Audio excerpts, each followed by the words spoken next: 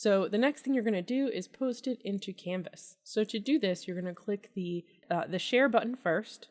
Then you're going to click the embed in your blog or website kind of label. And that's going to pop up a bunch of code, and you don't need to worry about that. Just copy it. That's all we're doing for this. Once it's copied to your clipboard, we're going to move on to the next step. So you're going to go into Canvas. You're going to click the modules label.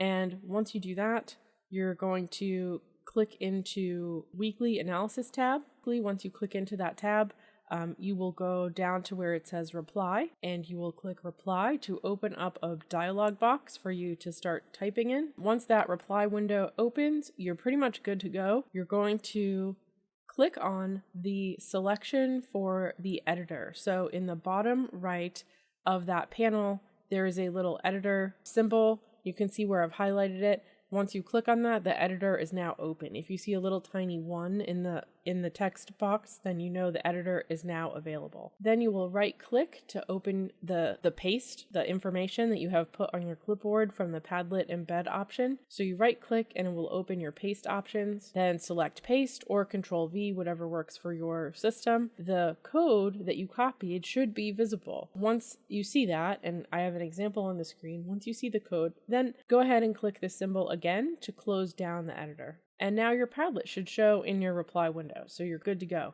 Next, you can click and drag the 8 dots at the bottom right corner to expand the window if you want. This is optional for easier